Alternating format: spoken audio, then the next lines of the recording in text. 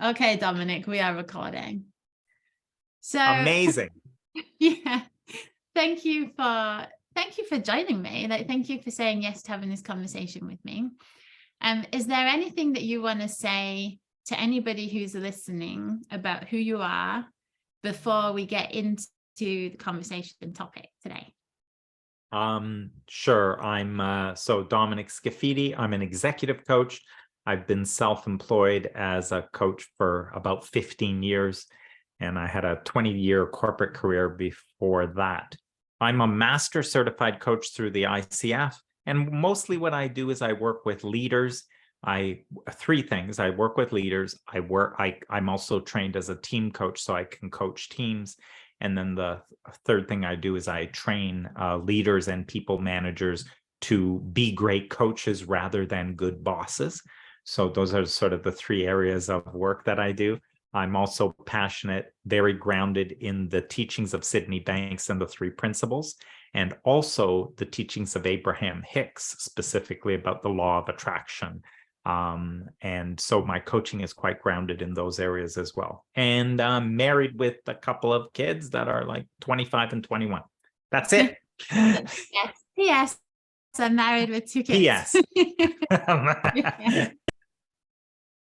Thank you, Dominic. There's something that excites me even about that introduction, because what you shared about being versed in the law of attraction, three principles, those kind of modalities, if you like. I'm going to use that word. I don't really mean it. Yeah. But, and then combined with this like executive coaching label, when I started out, those two things seemed like they didn't lend well together. And I remember a lot of thinking about, gosh, if I want to work with executives or in the corporate world or with teams and organizations, I cannot be going around talking about this like woo woo la la land. So I know I had a lot of judgment on that, not from like a bad place, but just a curious of how do these two worlds mix? Yeah. I love that you've shared that in your introduction. Yeah, I think the part that I rely on is the distinction of coaching and what coaching is. I'm a professional coach, and so that's all you have to do. You're a professional coach. That means something, right? And then the grounding that you have is going to influence that. And it will make you unique. And but you will be a professional coach. So that part of it is going to be the case. And so it would be like I'm Catholic and a lawyer. I'm Tom Cruise is a Scientologist and an actor, right? So yes. Yeah, it's a great distinction to make as well, to just get that clarity around, because I use the word modality, and even as it was coming out of my mouth, it's like it's not that, it's like different to that. So yes, it's a grounding at your yes, in understanding, and your label, if we want to give one, is a professional coach. So right, space that you created, all of that grounding is kind of allowed to emerge in that space. Yes, and it is coloring and influencing the way of coaching. It makes available what I see and what I don't see as I'm coaching, right? So what's the difference between a professional coach who is not grounded in three principles or anything else, right? We will see different things. We will interact with the client in a very different way. And I wasn't always grounded or have that own understanding around some of these things. And so how was I coaching then? Very differently. I didn't have a choice. If they told me there was a problem, I believed them. Yeah. And that leads us really nicely into the conversation, because I was sharing with you off camera about my experience being with Steve Hardison, and he wasn't specifically saying to me, having a conversation around money or money, you know, the abundance and all of that. But I was really getting a sense of his understanding that money is effortless to come by, that there is an abundance of it. And he just operates from that understanding. And when I was sitting there and thinking, I want to dive into this topic with the coaches in the school, for myself as well, I always believe that there's more to see, more to learn. You, Dominic, were the one that came into my mind as like an expert in the field of law of attraction, someone who is well-versed, well-grounded in this understanding. And I wanted to bring out what you see. So can we just get started with some? Yeah, let's do it. I think would be really, really helpful for others. So we're kind of specifically talking about money and the law of attraction. And I'm totally open to us going off piste if it feels like that's where the conversation is. So maybe you could just start with what is the law of attraction? Oh, it's so boring in what it is. And it is, but because what is it? Like attracts like. The way Abraham Hicks articulates, that which is like unto itself is drawn. Okay. Now, it is a universal law, a principle. It is a law, inviolable. It will never be violated. This is a universe only of attraction. There is no assertion in the universe. Anything that you experience, you must be a match to. You will never experience anything you are not a match to. Everything comes to you, and nothing comes at you. Nothing will ever come at you that you must defend yourself against. Nothing in this universe is attacking you. There is only what you are drawing toward you. And you draw it toward you. This is the thing about this.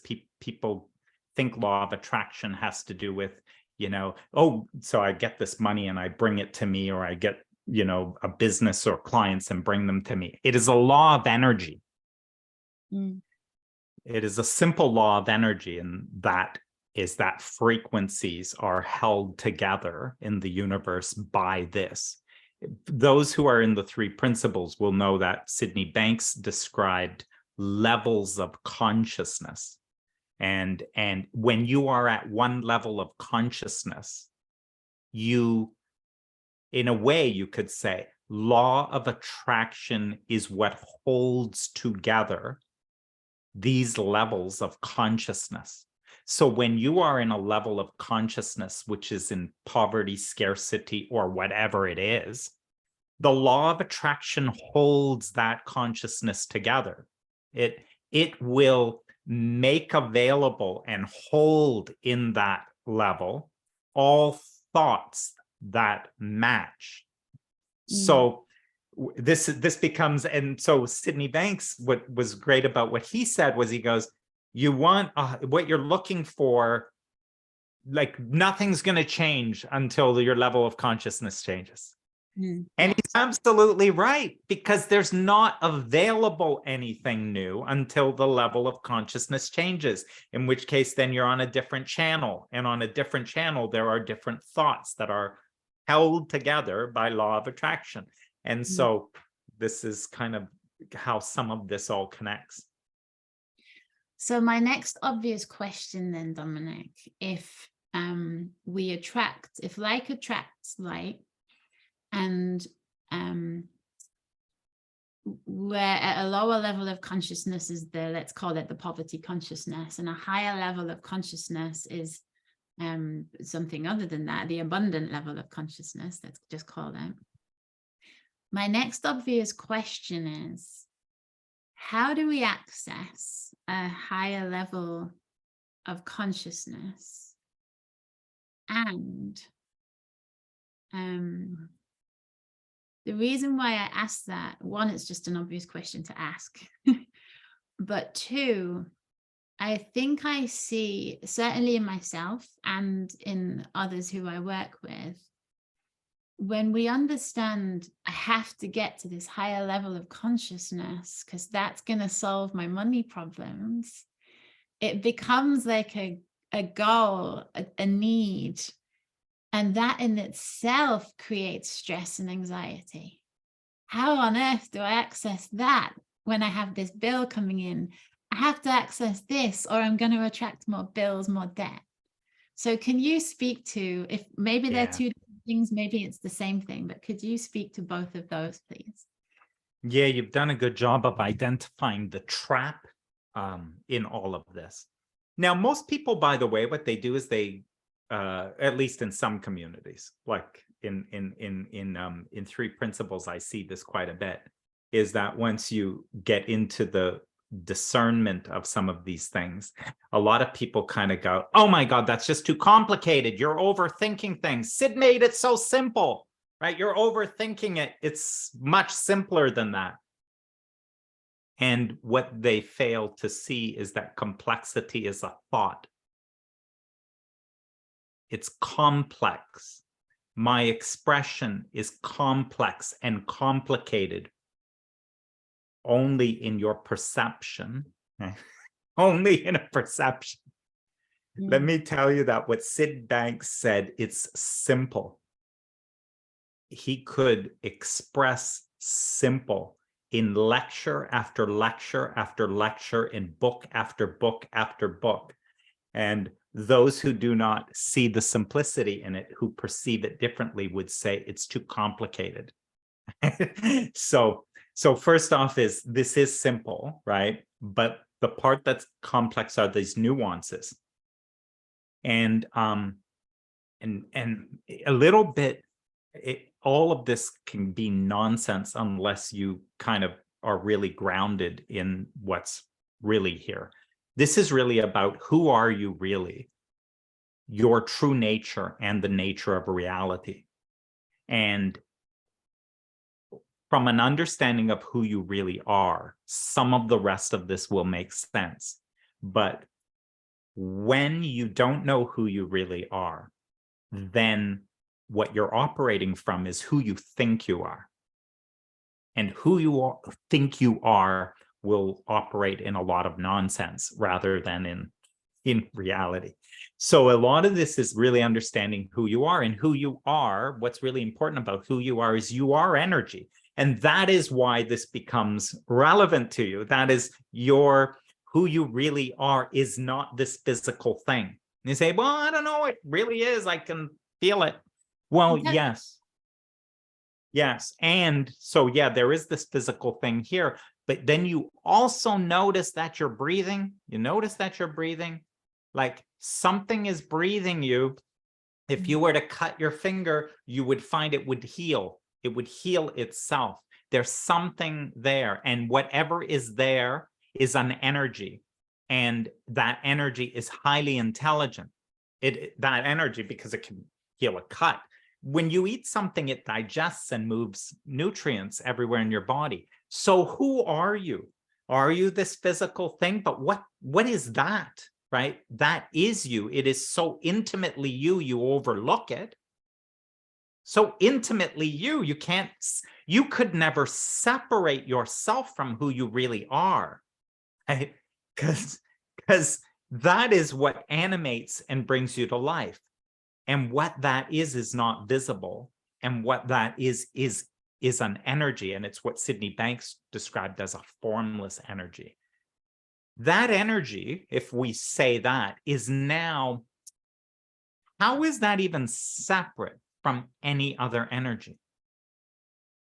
Because how is any energy even separate from other energy? Do you contain one that's separate from anything else? So we can really start to see, like, once you get into what an energy is, now it is all of it. Why this even relates to our conversation is that what we're talking about is abundance. And when you know who you are, your true nature is abundance. Your true nature is abundant. So the word Sid used is, he said, there is this energy of all things, and some would call it God, but there is a formless energy of all things. And who you are is a microscopic aspect of that energy. Abraham Hicks says it as, who you are is pure source energy consciousness. Pure source energy consciousness, and a part of you has focused into this physical body. So that truth of you focused here, and it's the smallest part of you. Abraham says a part of you has focused into this physical body, while the greater part of you remains non-physically focused. So if you ask and want to talk about abundance, abundance is not a big enough word to describe what we're talking about. That word is not big enough, because, I've used the language of overflowing abundance is what we're talking about. When you really come to understand who you are, abundance isn't big enough to even say what it is. It is an overflowing abundance is what it is. That is the truth of you. You are not separate from anything. You are not separate from the energy of all things. And so really what you are is just one big limitation. That's all it is. And it's not meant as a criticism. It's essential. You take the energy of all things, the abundance that is your true nature, and you can know this abundance that is you. You can know it. I know it. I know my true nature. I know all that. But would you like to experience it? That's a different question, because to know who you are sits, you know who you are as the truth of who you are. But would you like to experience it?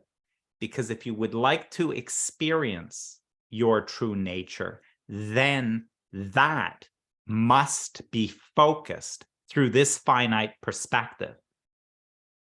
Your true nature, you will only experience your true nature expressed physically into form, so that it can be perceived and experienced and enjoyed from the physical being that is you. God doesn't need the money. So can you say a little bit more about that focused? I can't remember how you just said it. Yes, yes. I know. Focused. Yeah. Yeah, focused. And people get wrapped up in, oh, good, he's now giving us the thing to do. Practical thing to do. So we can. Yeah. Yes. And yeah.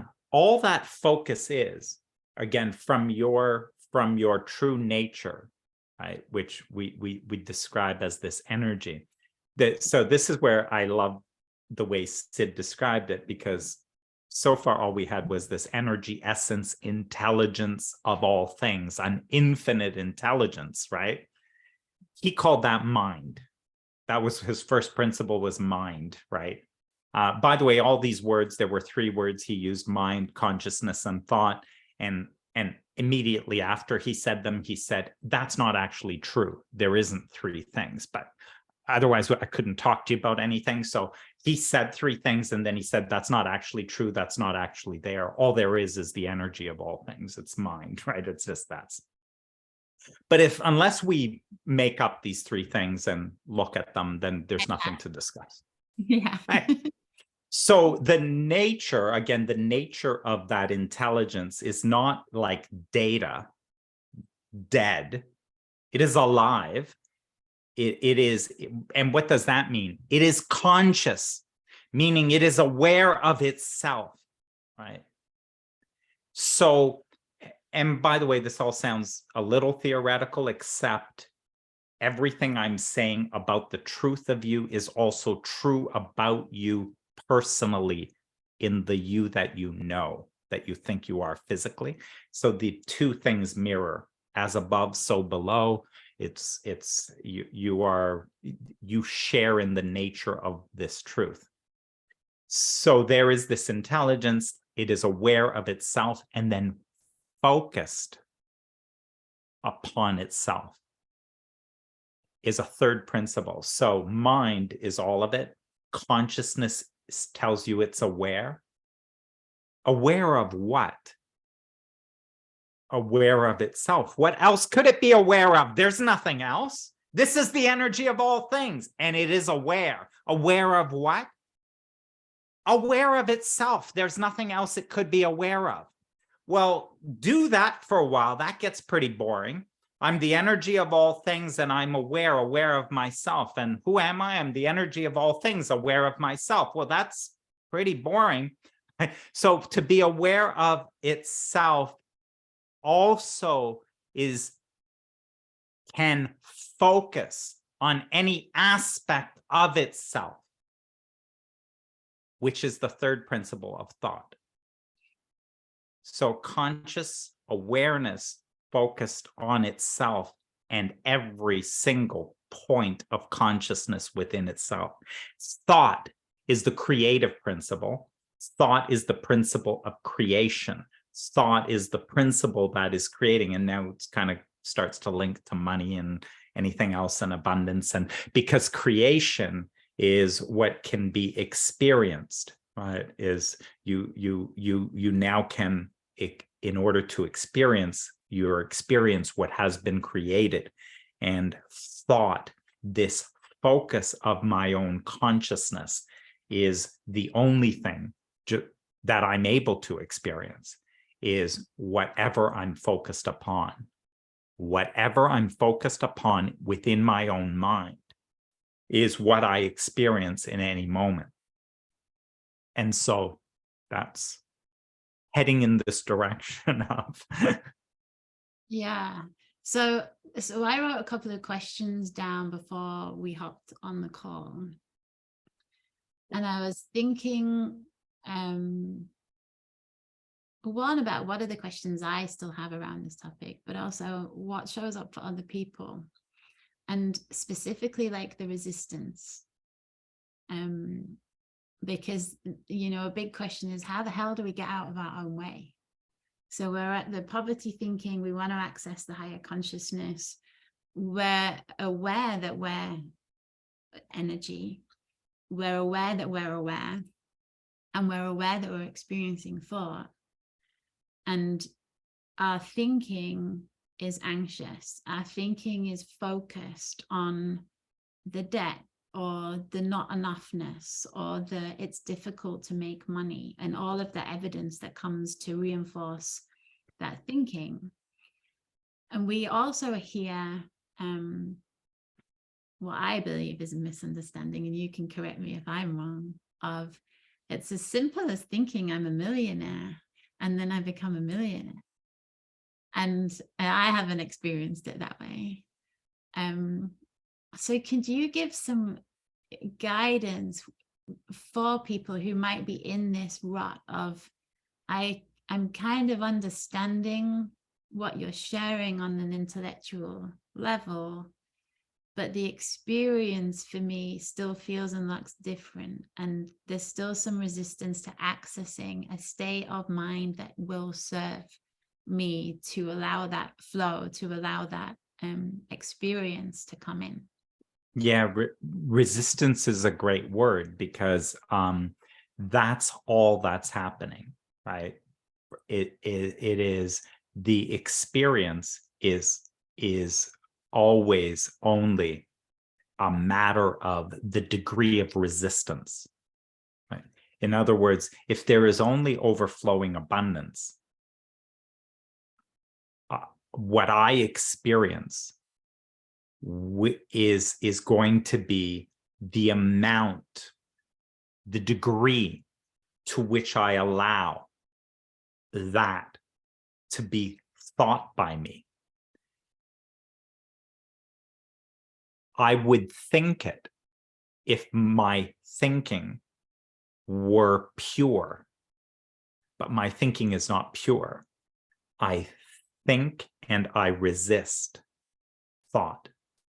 I think and resist my own thought. This is what you experience.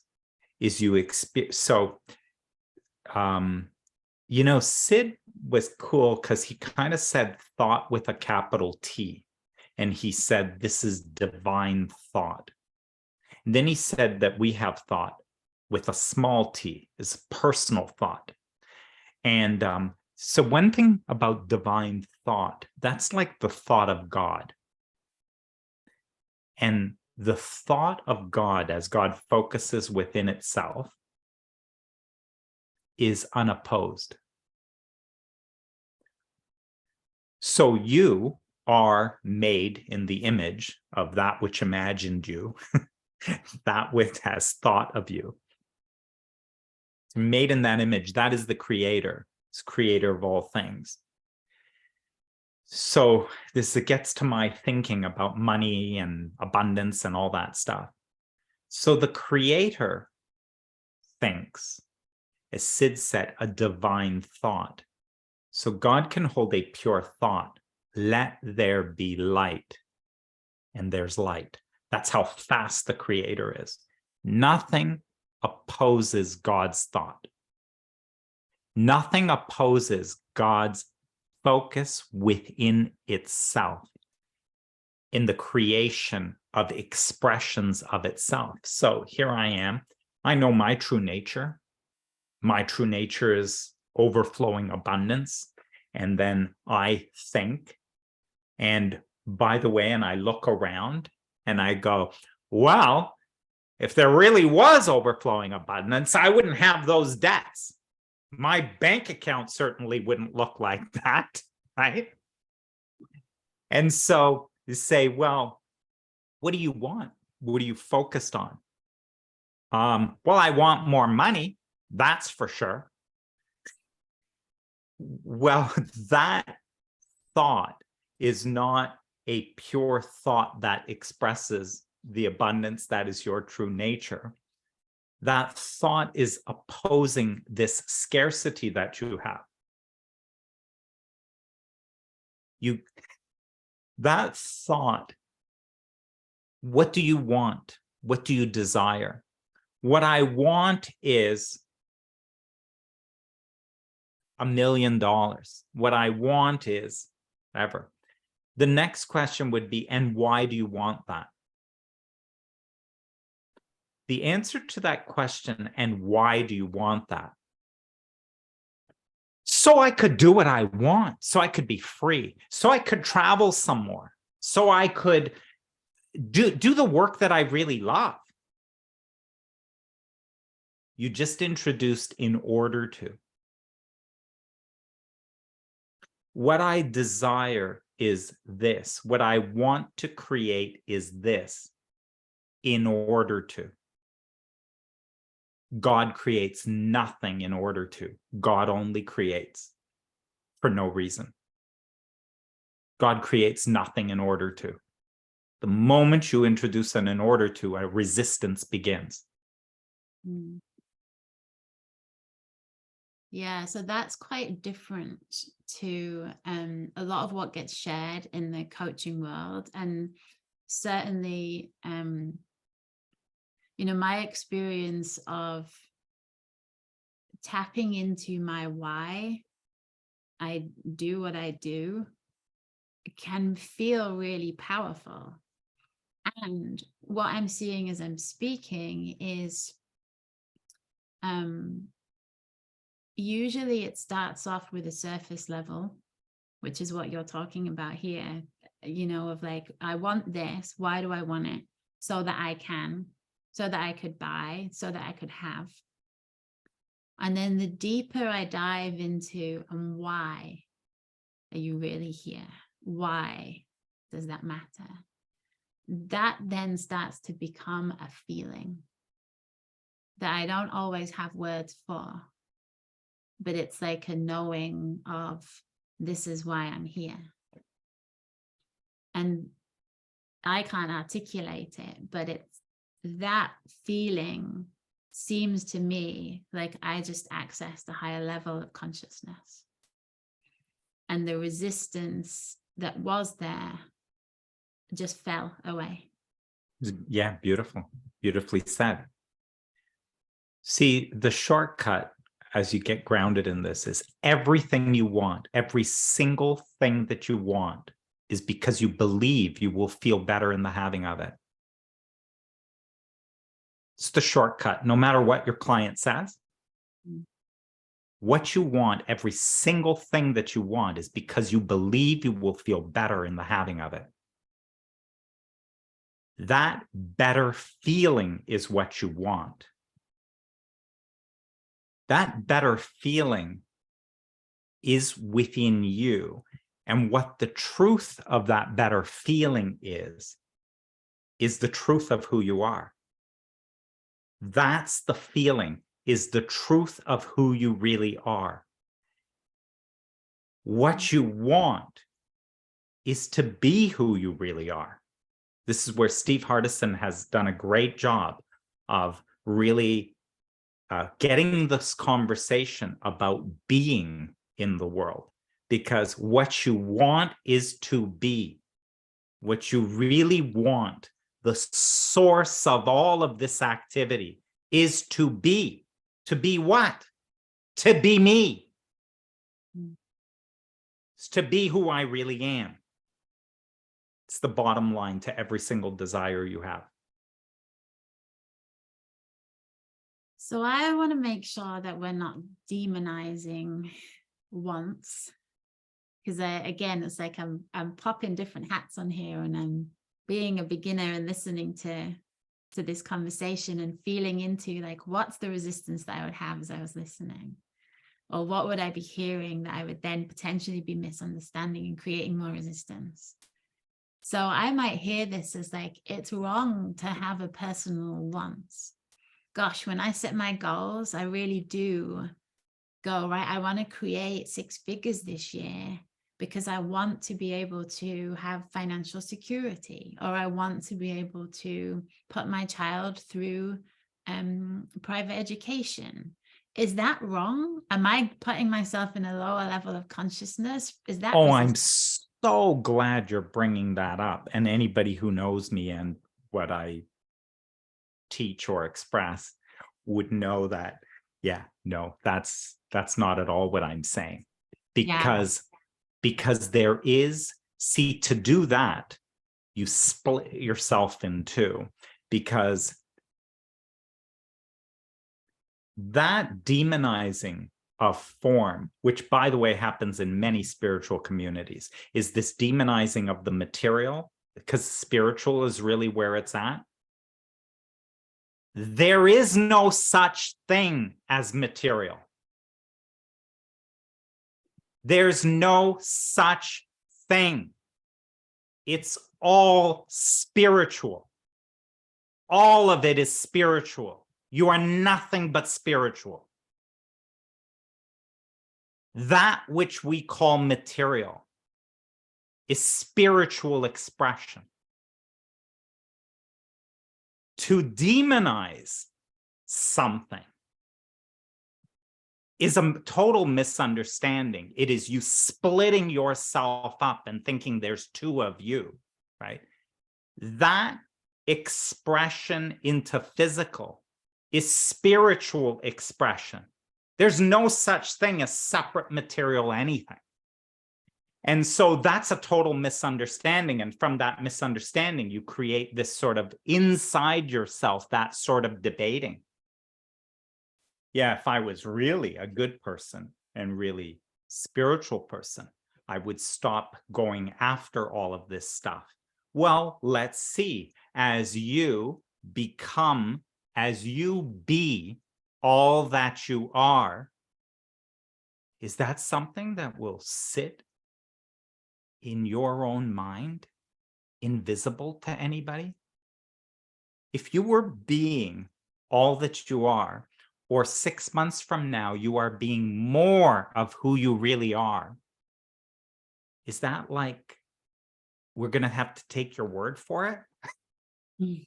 Or if that's true, that you have come to realize more of who you are, it must express itself or it's bullshit. Mm. It must express itself. Your being, the state of being, God's infinite being, isn't silent.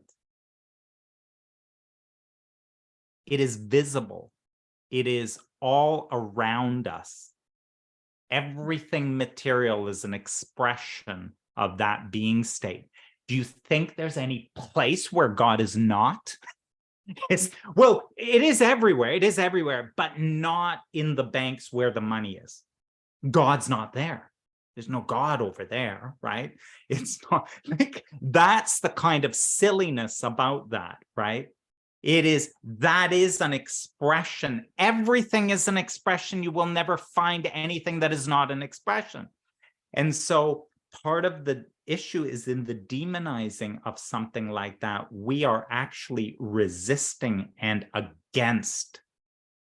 We think we're against something material, but we're against an aspect of ourselves.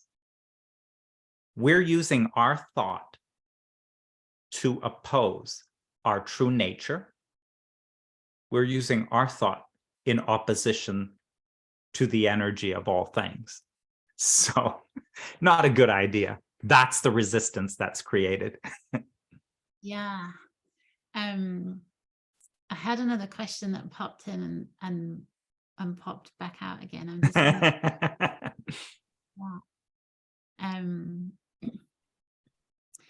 there was something around the being and doing distinctions. I love what you're sharing here, because I like exploring the myths, so that we have a space where we can look at the myths and course correct for people. So there's an idea that being is just being, and that's it. I'm just being, and they resist the doing. And I think what you're sharing is allow the being to express in the world, and that will manifest in form. It must. Action, in our behaviors. It's not being is doing nothing.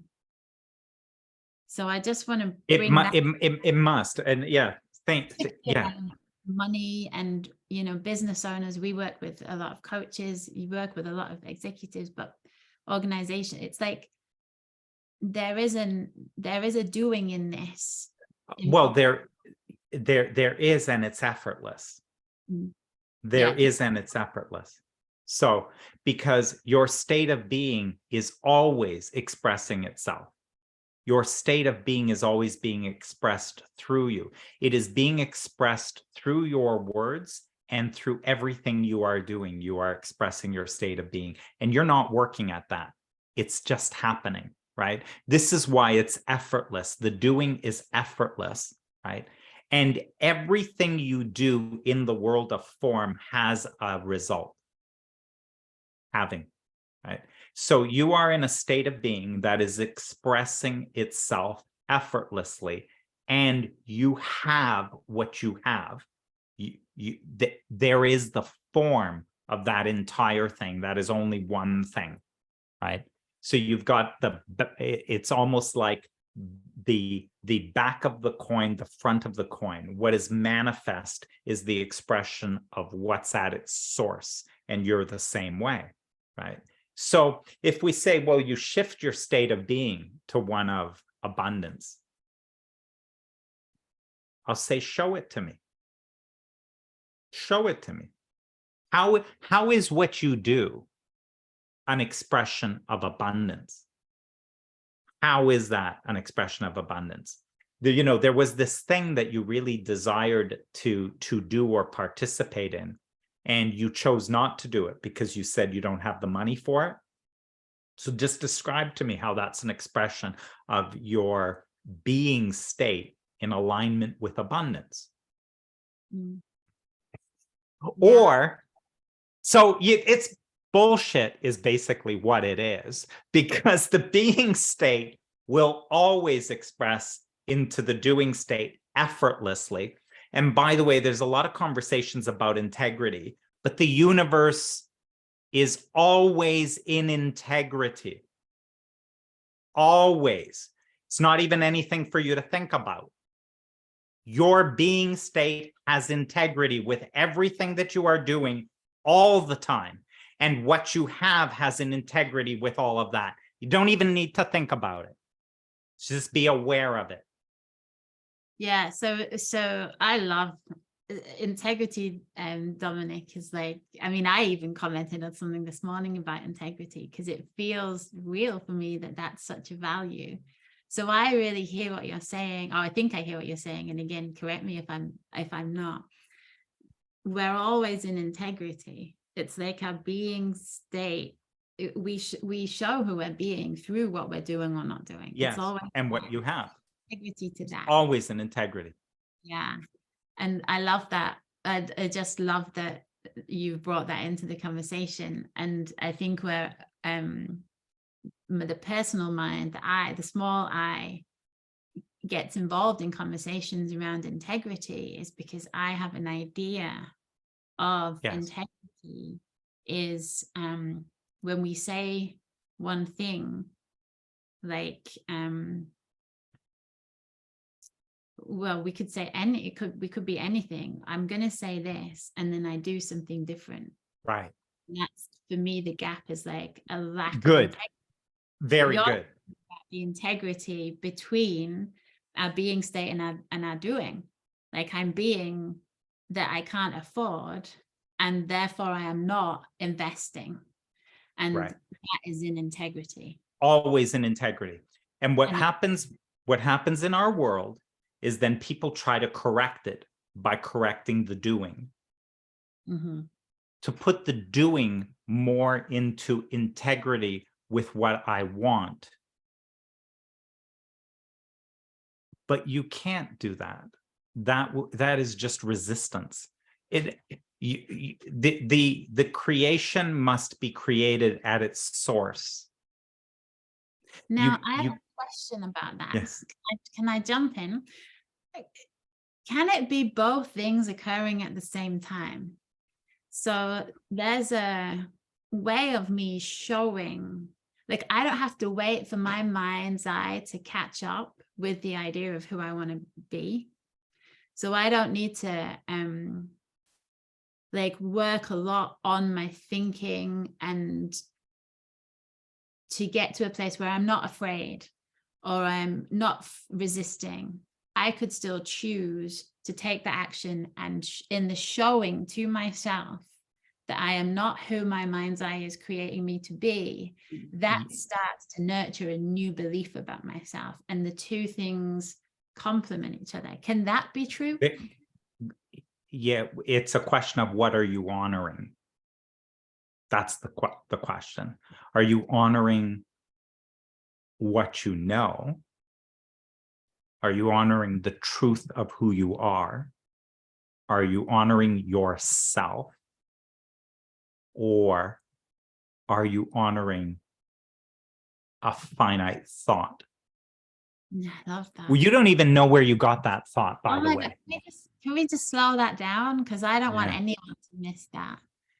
That's beautiful. That is really beautiful. Of like, what are you honoring? The idea the small limiting idea that you carry about yourself, or the whisper of who you truly are. Yeah. And we will see it by your actions. Yes. We'll see it by your actions, which will ultimately, the actions will have the result and the show in the form. So it doesn't matter what you say. You are always in integrity. Don't even worry about it. It's not a conversation. You are always in integrity to what you are honoring.